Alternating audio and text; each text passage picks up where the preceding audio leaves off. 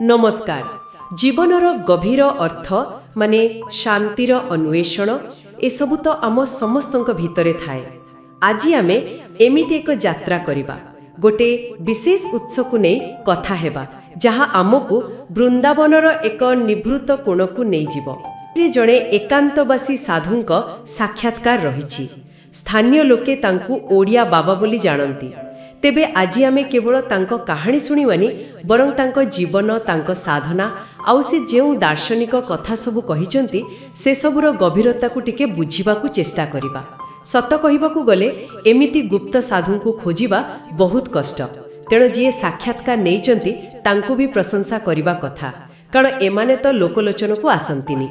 ए साक्षात्कार माने गोटे दुर्लभ झरका परी।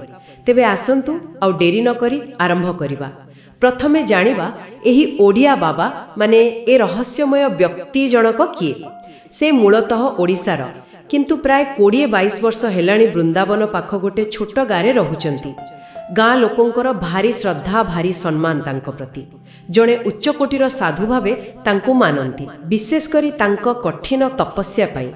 आज्ञा एठी गोटे कथा आरंभरू स्पष्ट करिबा दरकार। ए जो गुप्त साधु बा एकांतवासी साधु को कथा कुहा जाउची, एमाने जानिशुणी मुख्य आश्रम मंदिर एसबु जनगहलीठू दूरे रहिबा को पसंद करती। आउ जीवनशैली अति निराडंबर। ओडिया बाबांको कथा जदि देखिबा, दिनकू मात्र थरे खाद्य, से भी केबे केबे खाली दिखंड रुटी। एहा आमे साधारणतः जो साधु संतंकु देखू ताठू पूरा अलगा, माने प्रचार प्रसाररू बहुत दूरे रे। हाँ, आउ तांकर से जो निराडंबरता सेटा खाली खाइबारे नुहे, पैसा पत्र प्रति भी किछि मोह नाही।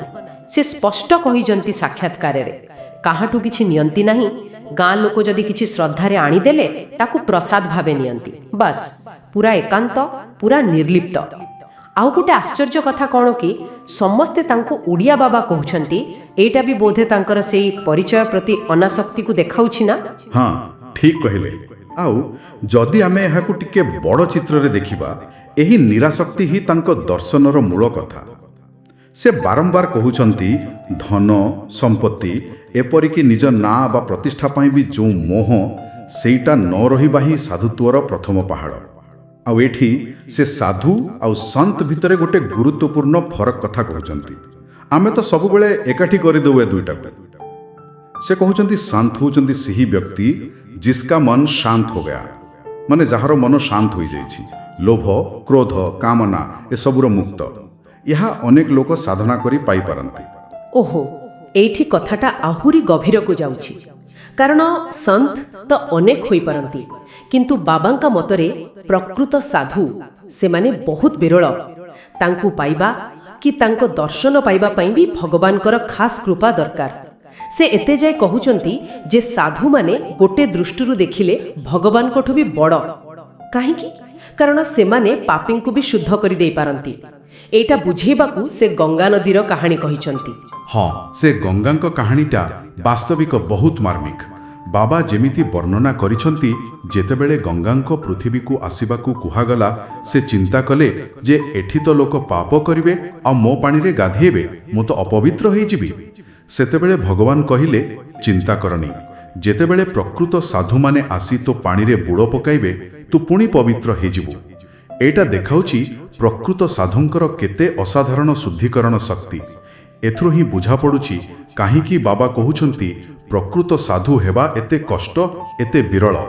एहा खाली मन शांत करिबा माने संत होई जिबाठू बहुत आगर कथा। एमिति एक आध्यात्मिक शक्ति जहा अन्य को भी बदलई पारे। से आहुरी गजेंद्र, प्रहलाद, ध्रुव, हनुमान एमानकर उदाहरण दे साधुंकर महत्व देखैचंती। ताहले प्रश्न आसुची, जदि प्रकृत साधु हेबा एते कष्ट, ताहले आम भଳି साधारण मनीष पई भगवान को पाइबार बाट कोन? ओडिया बाबा यार बड़ सरल उत्तर देउछंती। से कहउचंती सबु किछि निर्भर करे ईश्वरीय कृपा उपरे। कृपा आमे मनीष माने तो तांको हातर कंढेई माने खिलना, जहा होची तांको इच्छा रे ही होची। किंतु एठी गोटे भल कथा भी अछि। से जोर देई कहउचंती जे भगवान को पाइबा पई सन्यासी हेबा कि घर द्वार छाड़िबा जम्मा जरूरी नहे। एटा वास्तव रे गोटे बहुत गुरुत्वपूर्ण कथा। बाबा कहउचंती जणे गृहस्थ जीवन रे रहिकी भी आध्यात्मिक पथरे आगेई पारिबो, କେମିତି? ନିଜ ବାପା ମା ଗୁରୁ ଏପରିକି ନିଜ ସ୍ୱାମୀ ବା ସ୍ତ୍ରୀ ଆଉ ପିଲାଛୁଆଙ୍କ ଭିତରେ ଭଗବାନଙ୍କୁ ଦେଖିବା ଆଉ ସେମାନଙ୍କର ସେବା କରିବା। ଏଇ ଯୋଉ ସେବା ଭାବ ଏଇଟା ବି ଗୋଟେ ପ୍ରକାର ଭକ୍ତି। ଏହା ସେଇ ପୁରୁଣା ଧାରଣାକୁ ଚ୍ୟାଲେଞ୍ଜ କରୁଛି ଯେ କେବଳ ତ୍ୟାଗ କଲେ ହିଁ ମୁକ୍ତି ମିଳିବ। ଆମର ଦୈନନ୍ଦିନ କାମକୁ କର୍ତ୍ତବ୍ୟକୁ ବି ଆମେ ଆଧ୍ୟାତ୍ମିକ ସାଧନା କରିଦେଇପାରିବା। ଆଉ ଗୁରୁଙ୍କ ବିଷୟରେ ସେ ଯାହା କହିଛନ୍ତି ସେଇଟା ବି ବହୁତ ଭଲ ଲାଗିଲା। ଗୁରୁମାନେ ଖାଲି ଜଣେ କି ମଣିଷ ନୁହେଁ, ସେ କହିଲେ ଗୁରୁ ହେଉଛନ୍ତି ସିଏ ଯିଏ ଅଜ୍ଞାନର ଅନ୍ଧାର ଦୂର କରନ୍ତି, ଅଜ୍ଞାନ ତିମିରାନ୍ଧସ୍ୟ, ସେ ଶ୍ଲୋକ ଅଛି ପରା। ଆଉ ଏ ଜ୍ଞାନ ଆମକୁ ଯେକୌଣସି ଜାଗାରୁ ଯେକୌଣସି ପରିସ୍ଥିତିରୁ ଏପରିକି ପ୍ରକୃତିରୁ କି ଜଣେ ସାଧାରଣ ଘାସ କଟାଳିତୁ ବି ମିଳିପାରେ। ସେମାନେ ବି ସେ ମୁହୂର୍ତ୍ତ ପାଇଁ ଆମ ଗୁରୁ। ହଁ, ଏହା ଗୁରୁଙ୍କ ଧାରଣାକୁ ବହୁତ ବ୍ୟାପକ କରିଦେଉଛି। ଏକଦମ ଠିକ୍। ଏହା ମାନେ ଆମକୁ ସବୁବେଳେ ଶିଖିବା ମନୋଭାବରେ ରହିବାକୁ ହେବ। ସବୁବେଳେ ସବୁଠୁ କିଛି ନା କିଛି ଶିଖିବାର ଅଛି। ଏଇଟା ଆମ ଅହଙ୍କାର କମେଇବାରେ ବି ସାହାଯ୍ୟ କରେ, କାରଣ ଆମେ ମାନିନେଉ ଯେ ଆମେ ସବୁ ଜାଣୁନୁ। ଆଉ ଏଇ ଯେଉଁ ନମ୍ରତା, ଏଇଟା ହିଁ ଆଧ୍ୟାତ୍ମିକ ଉନ୍ନତି ପାଇଁ ଦରକାର। ଏବେ ଆସନ୍ତୁ ଆଉ ଗୋଟେ ବଡ଼ କଥାକୁ, ମାୟା। ଭାରତୀୟ ଦର୍ଶନରେ ଏଇଟା ବହୁତ ଶୁଣିବାକୁ ମିଳେ। ଓଡ଼ିଆ ବାବା ଏହାକୁ ଭାରି ସହଜରେ ବୁଝେଇଛନ୍ତି। ସେ କହୁଛନ୍ତି ଆମ ଆଖି କାନ ନାକ ମାନେ ଆମ ଇନ୍ଦ୍ରିୟ ଦେଇ ଆମେ ଯାହା ବି ଅନୁଭବ କରୁଛେ, ଆମ ନିଜ ଦେହଟା, ଆମ ଘର ପରିବାର ସମ୍ପତ୍ତି ସମ୍ପର୍କ ସବୁ ମାୟା, ଗୋଟେ ଭ୍ରମ। ଏଇଟା ଅସଲି ସତ୍ୟ ନୁହେଁ, କାରଣ ଏଇଟା ସବୁବେଳେ ରହିବନି, ବଦଳିଯିବ। ସେ ଗୋଟେ ବଢ଼ିଆ ଉପମା ଦେଇଛନ୍ତି, ବୁଢ଼ିଆଣୀ ଜାଲ ପରି। ଆମେ ନିଜେ ଜାଲ ବୁଣୁଛେ ଆଉ ସେଥିରେ ନିଜେ ହିଁ ଫସି ଯାଉଛେ। ବାଃ, ଏଇ ବୁଢ଼ିଆଣୀ ଜାଲର ଉପମା ବାସ୍ତବିକ ବହୁତ ଶକ୍ତିଶାଳୀ। ମାନେ ଆମର ଯେଉଁ ବନ୍ଧନ, ଯେଉଁ ଆସକ୍ତି, ସେଗୁଡ଼ା ବାହାରୁ କେହି ଆଣି ଲଦି ଦେଇନାହିଁ, ଆମେ ନିଜେ ହିଁ ତିଆରି କରୁଛୁ। ଏଇ ଯେଉଁ ମାୟା ବା ଅସ୍ଥାୟୀ ଦୁନିଆ, ତାର ଉଲ୍ଟା ପଟେ ଅଛି ଅସଲ ସତ୍ୟ, ଯାହା ଅନନ୍ତ ନିରାକାର, ଯାହା ବଦଳେନି। ବାବା ତାର ତୁଳନା ବିଜୁଳି ଶକ୍ତି ସହିତ କରିଛନ୍ତି। ବିଜୁଳି ଦେଖାଯାଏ ନା, କିନ୍ତୁ ସେହି ତ ସବୁ ଚଳୁଛି। ଠିକ୍ ସେମିତି ଆମ ଦେହ ଭିତରେ ଯେଉଁ ସତ୍ୟ ବସ୍ତୁ ଅଛି, ମାନେ ଆତ୍ମା, ସେଇଟା ହିଁ ଅସଲ। ସେଇଥିପାଇଁ ତ ଦେହଟା ଚାଲିଛି। ଦେହଟା ତ ମାଟିର, ନାଶା ହେଇଯିବ। ହଁ, ଆଉ ଏଇ ଯେ ଦେହ ପ୍ରତି ଅନାସକ୍ତି, ସେଟା ତାଙ୍କ କଥାରୁ ପୁରା ଜଣାପଡ଼ୁଛି। ସେ ସାକ୍ଷାତକାରରେ କହିଛନ୍ତି ପରା ଯେ ତାଙ୍କ ମୃତ୍ୟୁ ପରେ ତାଙ୍କ ଦେହ ପାଇଁ କିଛି ବଡ଼ କ୍ରିୟାକର୍ମ କରିବାର ଦରକାର ନାହିଁ। ବାସ୍ ଗୋଟେ ଗାତ ଖୋଳି ମାଟି ଦେଇଦେଲେ ହେଲା। ଏଇଟା ଦେଖାଉଛି ସେ ଯାହା କହୁଛନ୍ତି ସେଟା ନିଜେ ବିଶ୍ୱାସ କରୁଛନ୍ତି, ପାଳନ କରୁଛନ୍ତି। ଦେହଟା ଖାଲି ଗୋଟେ ପୋଷାକ ପରି। ନିଶ୍ଚୟ ନିଶ୍ଚୟ, ଏଇଟା ହିଁ ଦେଖାଏ ତାଙ୍କ ଚିନ୍ତା ଆଉ କାମ ଭିତରେ କେତେ ସମନ୍ୱୟ ଅଛି। ମାୟାକୁ ଖାଲି ବହି ପଢ଼ି ବୁଝିଲେ ହବନି, ତାକୁ ଅନୁଭବ କରି ଦୁନିଆର ଜିନିଷପତ୍ର ଆଉ ନିଜ ଦେହ ପ୍ରତି ବି ଆସକ୍ତି କମ୍ କରିବାଟା ହିଁ ଅସଲ ସାଧନା। କାରଣ ଏଇ ଆସକ୍ତି ହିଁ ତ ଦୁଃଖର ମୂଳ ବୋଲି ସବୁ ଦର୍ଶନରେ କୁହାଯାଇଛି। ଆଚ୍ଛା, ଏଇ କଥାରୁ ଆଉ ଗୋଟେ ଗୁରୁତ୍ୱପୂର୍ଣ୍ଣ ପ୍ରଶ୍ନ ମନକୁ ଆସୁଛି। କର୍ମ, ଭାଗ୍ୟ ଆଉ ଆମ ନିଜ ଇଚ୍ଛା ଶକ୍ତି। ବାବା ପ୍ରାରବ୍ଧ କର୍ମ କଥା କହୁଛନ୍ତି, ମାନେ ଆମ ପୂର୍ବ ଜନ୍ମର କର୍ମଫଳ, ଯାହା ଆମର ଏଇ ଜନ୍ମର ପରିସ୍ଥିତିକୁ ତିଆରି କରୁଛି। ସେ ବୁଝେଇବା ପାଇଁ ଦି ଭାଇଙ୍କ ଉଦାହରଣ ବି ଦେଇଛନ୍ତି। ଜଣେ ରାଜା ଘରେ ଜନ୍ମିଲା ଆଉ ଜଣେ ଭିକାରୀ ଘରେ। ଏଟା କୁଆଡ଼େ ତାଙ୍କ ପ୍ରାରବ୍ଧ ପାଇଁ। ଏ କଥା ଶୁଣିଲେ ଲାଗିବ ତାହେଲେ ଆମେ କ'ଣ ପୁରାପୁରି ଭାଗ୍ୟର ଦାସ?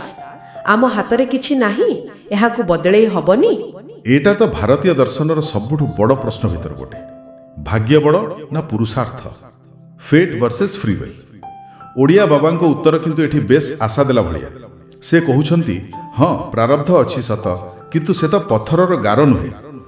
ଯଦି ଜଣେ ସତରେ ମନରୁ ଅନୁତାପ କରେ, ନିଜ ଭୁଲ ପାଇଁ କ୍ଷମା ମାଗେ ଆଉ ଭଗବାନଙ୍କ ପାଖରେ ପୁରାପୁରି ସମର୍ପଣ କରେ, ମାନେ ପ୍ରଭୁ ମୋ ଅପରାଧ କ୍ଷମା କର, ମୁଁ ଆପଣଙ୍କ ଶରଣରେ ଅଛି ଏମିତି ଭାବରେ, ତାହେଲେ ସେଇ କୃପା ଦ୍ୱାରା ପ୍ରାରବ୍ଧର ଫଳ ବଦଳି ବି ଯାଇପାରେ କିମ୍ବା କମ୍ ହୋଇପାରେ। ତାହେଲେ ପୁଣି ସେଇ କୃପା କଥା ଆସିଲା, ସେଇଟା ହିଁ ମୁଖ୍ୟ। କିନ୍ତୁ ଗୋଟେ ପ୍ରଶ୍ନ ଆସିପାରେ, ଯଦି ସବୁ କୃପାରେ ହିଁ ହେବ, ତାହେଲେ ଆମ ନିଜର ଚେଷ୍ଟା ସାଧନା ତପସ୍ୟା ଏସବୁର କ'ଣ ମୂଲ୍ୟ? ଏମିତି ହେଲେ ଲୋକେ ତ ନିଷ୍କ୍ରିୟ ହେଇଯିବେ, ଭାବିବେ ଆମେ କିଛି ନ କଲେ ବି ଚଳିବ। ବାବା ନିଜେ ତ ଏତେ କଠିନ ତପସ୍ୟା କରୁଛନ୍ତି। ହଁ, ଏଇଟା ଗୋଟେ ବଡ଼ ଯୁକ୍ତିଯୁକ୍ତ ପ୍ରଶ୍ନ। ମୋତେ ଯାହା ଲାଗୁଛି ବାବାଙ୍କ କହିବାର ଅର୍ଥ ବୋଧେ ଏହା ଯେ ଆମ ଚେଷ୍ଟା ଆଉ କୃପା ପରସ୍ପରଠୁ ଅଲଗା ନୁହେଁ। ପ୍ରକୃତ ସମର୍ପଣ ଭାବ ନେଇ ଆମେ ଯେଉଁ ଚେଷ୍ଟା କରୁ, ସେବା କରୁ ବା ତପସ୍ୟା କରୁ ସେଇଟା ହିଁ କୃପାକୁ ଟାଣି ଆଣେ। ଏଇଟା କି ସେଇଟା ନୁହେଁ, ବରଂ ଏଇଟା ବି ଆଉ ସେଇଟା ବି। ଆମେ ଆମ କାମ କରିବା, ସାଧନା କରିବା, କିନ୍ତୁ ଫଳଟା ଉପରବାଲାଙ୍କ ଉପରେ ଛାଡ଼ିଦେବା। ଏଇ ଯୋଉ ସମର୍ପଣ ଭାବ, ଏଇଟା ମୁଖ୍ୟ। ବାବାଙ୍କ ନିଜ ଜୀବନର ତପସ୍ୟା ବି ବୋଧେ ସେଇ ସମର୍ପଣର ହିଁ ଗୋଟେ ରୂପ। ଏ ଯେଉଁ ନିରାସକ୍ତି, ସମର୍ପଣ ଆଉ ତପସ୍ୟା କଥା ଶୁଣିଲେ ସ୍ୱାଭାବିକ ଭାବେ ଜାଣିବାକୁ ଇଚ୍ଛା ହେଉଛି ତାଙ୍କ ନିଜ ଯାତ୍ରା କେମିତି ଥିଲା। ଓଡ଼ିଶାରୁ ଆସି ଏଠି ବୃନ୍ଦାବନରେ ରହିଗଲେ କେମିତି। ସେ ନିଜେ କହୁଛନ୍ତି କାହାଣୀଟା ବଡ଼ ଅଜବ। ଆସିଥିଲେ କୁଆଡ଼େ ଖାଲି 15 ଦିନ ବୁଲିବା ପାଇଁ, କିନ୍ତୁ ଏମିତି ରହିଗଲେ ଯେ ଆଉ ଫେରିଲେନି। 22 ବର୍ଷ ହୋଇଗଲାଣି। ଆଉ ଆରମ୍ଭରେ ତ ହିନ୍ଦୀ ବି ଭଲ କହିପାରୁନଥିଲେ, ଭାଷାର ଅସୁବିଧା ବି ଥିଲା। ଆଉ ତାଙ୍କ ଘର ଲୋକଙ୍କ କଥା ବି ସେ କହିଛନ୍ତି। ଯେତେବେଳେ ସେ ସାଧୁ ହେବାକୁ ମନ କଲେ, ତାଙ୍କ ବାପା ତାଙ୍କୁ ସାବଧାନ କରିଥିଲେ। କହିଥିଲେ, ଦେଖ ଏ ରାସ୍ତା ବହୁତ କଷ୍ଟ, ଦିଟା ମୁଖ୍ୟ ବାଧା ଆସିବ। ଗୋଟେ ହେଲା ସ୍ତ୍ରୀ ଲୋକଙ୍କୁ ସଙ୍ଗ, ତାଠୁ ଦୂରେଇ ରହିବାକୁ ପଡ଼ିବ। ଆଉ ଦ୍ୱିତୀୟଟା ହେଲା ବେଳେବେଳେ ଭୋକରେ ରହିବାକୁ ପଡ଼ିପାରେ। ଏ ଦିଟାକୁ ଯଦି ଜିତି ପାରିବୁ ତାହେଲେ ଯାଇ ସାଧୁ ଜୀବନରେ ତିଷ୍ଠି ପାରିବୁ। ଆଉ ସେ ଏ କଥାକୁ ବହୁତ ଗମ୍ଭୀରତାର ସହ ନେଇଛନ୍ତି ବୋଲି ଲାଗୁଛି। ତାଙ୍କ ଜୀବନଶୈଳୀ ହିଁ ସେଇ କଥା କହୁଛି। ସବୁ ସମ୍ପତ୍ତି ତ ଛାଡ଼ିଛନ୍ତି, ଆଉ ଖାଇବାକୁ ନେଇ ଯେଉଁ ନିୟନ୍ତ୍ରଣ, ଆରମ୍ଭରେ ଦିନକୁ 3 ଥର, ପରେ 2 ଥର, ଆଉ ଏବେ ଖାଲି ଥରେ, ସେ ବି 2ଟା ରୁଟି। ଏଥିପାଇଁ ତ ଅସାଧାରଣ ମନୋବଳ ଦରକାର। ନିଶ୍ଚୟ, ଏଇଟା କିଛି ସାଧାରଣ କଥା ନୁହେଁ। ଏମିତି କଠୋର ତପସ୍ୟା କଲେ ଶରୀର ଆଉ ମନ ଉପରେ ଗୋଟେ ନିୟନ୍ତ୍ରଣ ଆସେ। ଇନ୍ଦ୍ରିୟମାନେ ବି ଶାନ୍ତ ହୁଅନ୍ତି। ବାବାଙ୍କ କ୍ଷେତ୍ରରେ ତାଙ୍କ ବାପାଙ୍କ କଥା ଅନୁସାରେ ବିଶେଷ କରି ସ୍ତ୍ରୀ ସଙ୍ଗରୁ ଦୂରେଇ ରହିବାଟା ତାଙ୍କ ଆଧ୍ୟାତ୍ମିକ ବାଟ ପାଇଁ ଜରୁରୀ ବୋଲି ସେ ମାନୁଛନ୍ତି ଆଉ ପାଳନ କରୁଛନ୍ତି। ଏଇଟା ତାଙ୍କ ସଂକଳ୍ପର ଦୃଢ଼ତା ଦେଖାଉଛି। ଆଚ୍ଛା, ସାକ୍ଷାତକାରରେ ସେ ଆଜିକାଲିର ସମାଜ, ମାନେ ବିଶେଷ କରି ଯୁବପିଢ଼ିଙ୍କ ବିଷୟରେ ବି କିଛି କହିଛନ୍ତି। ସେ ଲକ୍ଷ୍ୟ କରିଛନ୍ତି ଯେ ଆଜିକାଲିର ଯୁବକ ଯୁବତୀ, ମାନେ ନଅଯୁବକ, ତାଙ୍କ ଭିତରେ ସେ ଭକ୍ତିଭାବଟା କମି କମି ଯାଉଛି। ସେମାନେ ଦୁନିଆର ଜିନିଷପତ୍ର, ବାହାର ଚାକଚକ୍ୟରେ ବେଶୀ ବ୍ୟସ୍ତ ରହୁଛନ୍ତି, ଯାହାକି ତାଙ୍କ ମତରେ ସେଇ ମାୟାର ହିଁ ଗୋଟେ ରୂପ। ଏହାକୁ ଆମେ ବାବାଙ୍କ ନିଜ ଅନୁଭୂତି ଆଉ ପର୍ଯ୍ୟବେକ୍ଷଣର ଗୋଟେ ପ୍ରତିଫଳନ ହିସାବରେ ଦେଖିପାରିବା। ଏମିତି ଚିନ୍ତା ତ ଅନେକ ଆଧ୍ୟାତ୍ମିକ ଲୋକ କରନ୍ତି।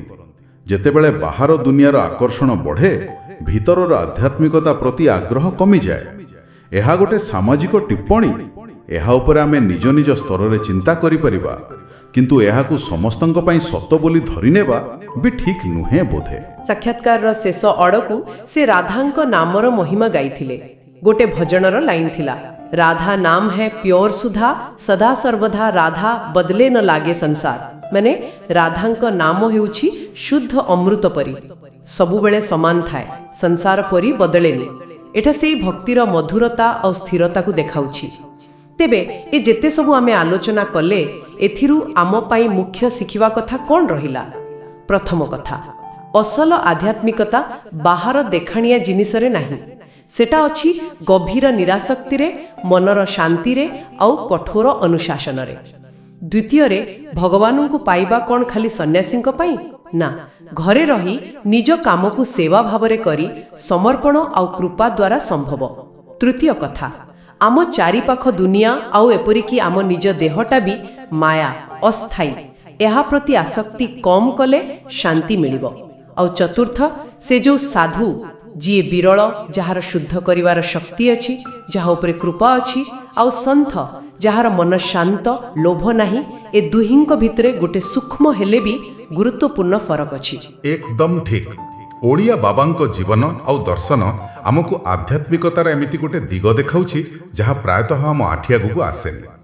ମାନେ ଏକାନ୍ତ ସାଧନା, ଚରମ ସରଳତା ଆଉ ଭଗବାନଙ୍କ ପ୍ରତି ଅଟଳ ବିଶ୍ୱାସ ଆଉ ସମର୍ପଣ।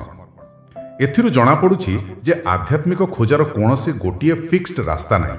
ଏହା ବହୁତ ବ୍ୟକ୍ତିଗତ, ଭିନ୍ନ ଭିନ୍ନ ରୂପ ନେଇପାରେ।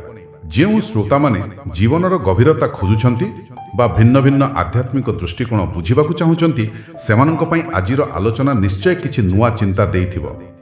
ଏହା ଆମ ଭିତରର ପରିବର୍ତ୍ତନ ଆଉ ସରଳ ଜୀବନର ମହତ୍ତ୍ୱକୁ ପୁଣି ଥରେ ମନେ ପକାଇ ଦେଉଛି। ଶେଷରେ ସମସ୍ତଙ୍କ ପାଇଁ ଗୋଟେ ଚିନ୍ତା କରିବା ଭଳି ପ୍ରଶ୍ନ ଛାଡ଼ି ଯାଉଛୁ। ଆଜିର ଏ ଆଲୋଚନା ଶୁଣିଲା ପରେ ଆମେ ନିଜର ଦୈନନ୍ଦିନ ଜୀବନରେ ମାୟା, ମାନେ ଆମର ଭୁଲ ଧାରଣା ଆମର ଆସକ୍ତି ଆଉ ଅହଙ୍କାରର ଯେଉଁ ଛୋଟ ଛୋଟ ରୂପ ଅଛି ସେଗୁଡ଼ିକୁ କେମିତି ଚିହ୍ନି ପାରିବା ଆଉ ସେହି ବନ୍ଧନଗୁଡ଼ିକୁ ଟିକିଏ ହେଲେ ବି କମ୍ କରିବା ପାଇଁ ସବୁଠୁ ପ୍ରଥମ ସବୁଠୁ ସହଜ ପଦକ୍ଷେପଟା କ'ଣ ହୋଇପାରେ ଏହା ଉପରେ ଟିକେ ଭାବିବେ।